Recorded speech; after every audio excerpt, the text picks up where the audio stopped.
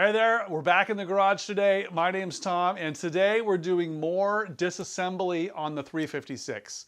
This time, it's the brake calipers.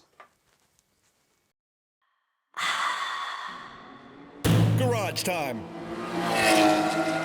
So I know it seems like I should be assembling this car, and I really do want to. It's been a long time since I've removed the brakes from this car. It's like 10 plus years, and they've been sitting. They need to be gone through again. I don't want to just throw them on there the way they were. So I'm taking them apart, replace the seals, clean them up. I want to replate them and so forth. I should have been doing that while this car was being painted, but instead I ended up working on this 911. Now the brakes on this car are great. Just need to get the 356 caught up and in safe driving condition.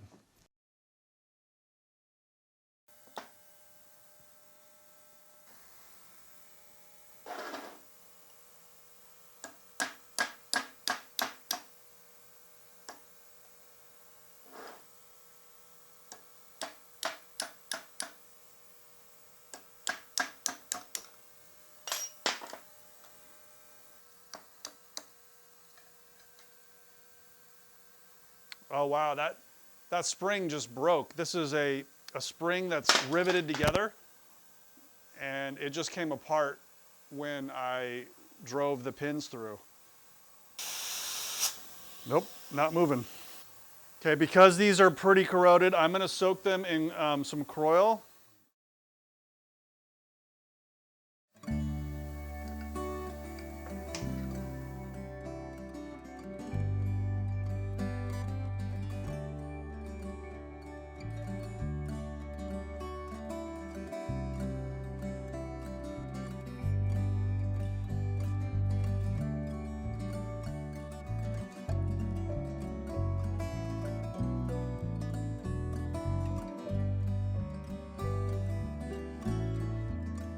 I'm gonna put all this stuff into Vaporust and try to clean out like at least the bleeders and some of these lines and pins and stuff. Just get the rust off.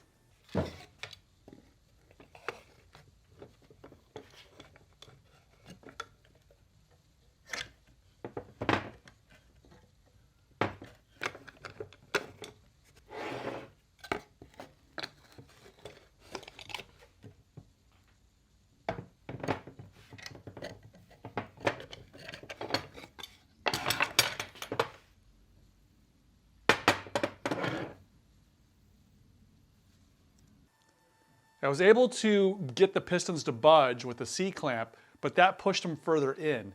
Now I need to push them out with pressure, and I could use compressed air, but it is not the best in that it's gonna come shooting out like a spring. It's more safe to use a grease or an oil to push the piston out carefully and slowly. And then I found a grease fitting that has the same thread as the brake bleeders. So I'm gonna put that on this side. So just these two ports should allow me to get this piston, which is on the, the outside of the car. That should get this one out. Here's the grease gun, but rather than pump the whole thing full of grease, I'm gonna fill it up with jack oil. This is for like a hydraulic jack. That just makes it a little easier to clean up. Grease is kind of a hassle to clean up. So I'm just gonna pour this jack oil in there.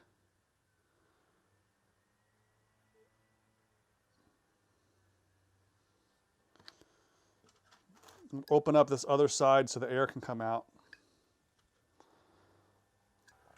And the nice thing about this is I'm using it like a master cylinder to generate pressure just with the pump and the grease. And I don't stop feeling pressure. I feel like I might be out of grease. Sure enough, I am out of grease. So I need to go buy some more and get this put back together. We'll resume here in just a second. I think we're back in business.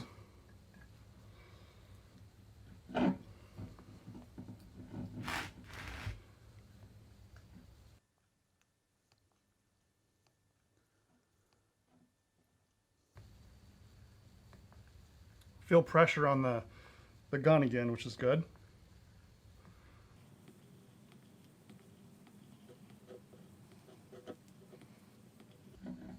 Just getting this piston to move. Just starting moving now. Notice how it's not shooting out violently. This grease is essentially incompressible, so the amount of volume I push in is about the same amount of volume that this piston is pushing out. This is just a gentle way to get this piston out.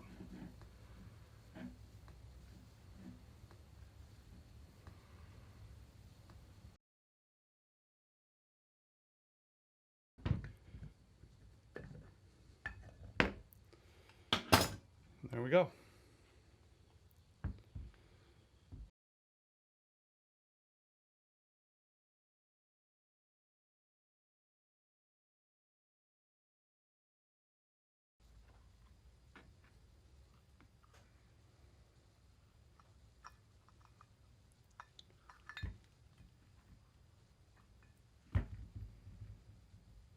So I think this will polish up okay. Definitely it was time to, get all this old junk out of there, get that surface rust off of this piston.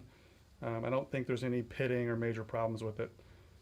Let's check out the bores, and to do that, it's probably easiest to take the bolts out and separate both halves of the caliper, and then we can take a look at the inside, get it all cleaned up, fully disassembled.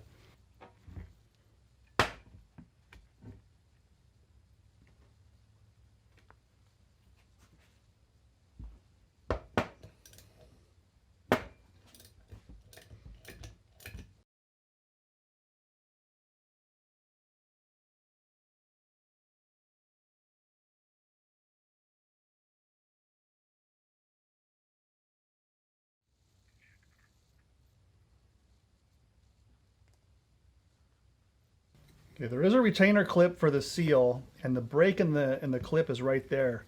It's kind of in an inconvenient spot, but we will, get something in there to pry that out.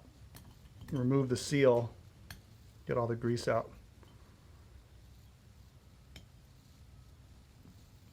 Oh, maybe this tool will work. There we go.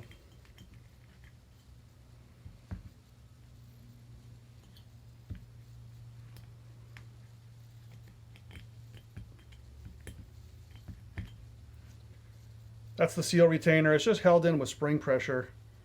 So we'll keep that there, and then the seal should come out. Yep. Deep inside there is the seal. That's the piston seal. So we'll probably clean this up. I'm going to put this in some diesel fluid right now. Clean up most of the grease, and then we'll ultimately get it in the ultrasonic cleaner, get it really, really clean. You can also see that this was originally plated this gold zinc, and that's what I'm going to do again.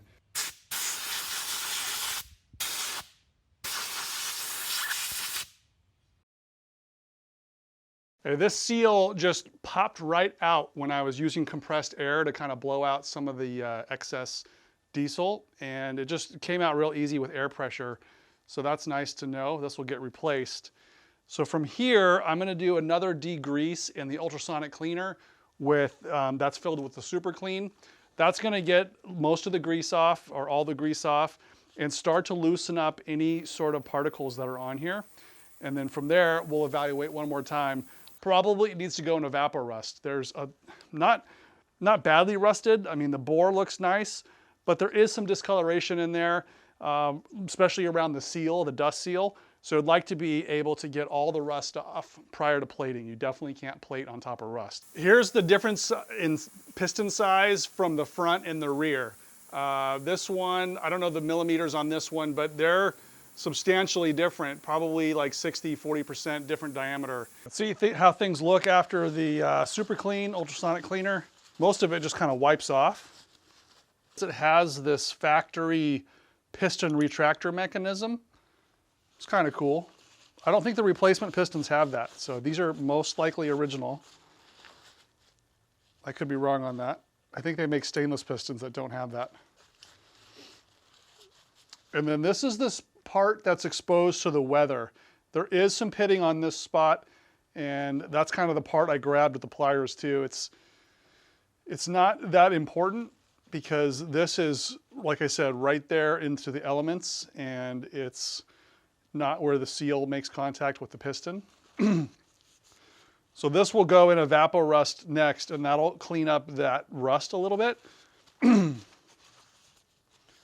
But this one looks pretty good. We can do some measurements, but I suspect it's fine. Here's one of the housings, much cleaner, still a little bit of paint on it. So we'll have to strip the paint as well. You can see where the brake fluid sort of ate into it. It wasn't great paint apparently. But the bore looks really nice. I don't see any pitting or gouging or anything like that. So these are likely good to go. Also, you know, once after the seal, there is a little bit of rust on that side there where the dust seal goes. So once again, we'll put this in evaporust and try to clean out most of that without really turning it or grinding it or doing anything extreme. Most of the effort of rebuilding the stuff is just cleaning. It takes a long time to get the stuff clean. Little goopy residue inside where the seal touches. So you can see it just coming off.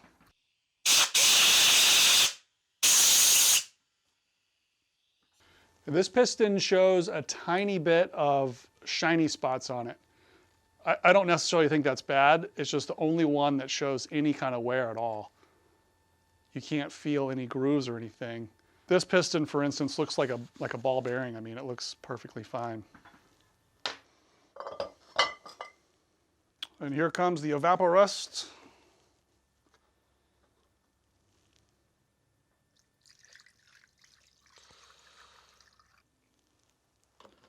Probably time to buy some more. I do have some in another container, but it's a little bit dirtier than this. Just using it for nuts and bolts. I want to keep this the cleanest as I can. So I'll just periodically rotate the parts and make sure they get clean. Okay, I got one front, one rear completely stripped down. The pistons in the rear look just as good as the ones in the front, so I think I'm in good shape. I'm going to continue to work on the other front and rears, listen to some music and chill out. So hopefully you guys are getting out in your garage, working on your projects, and everything's going well. Thanks again for watching. See you next week.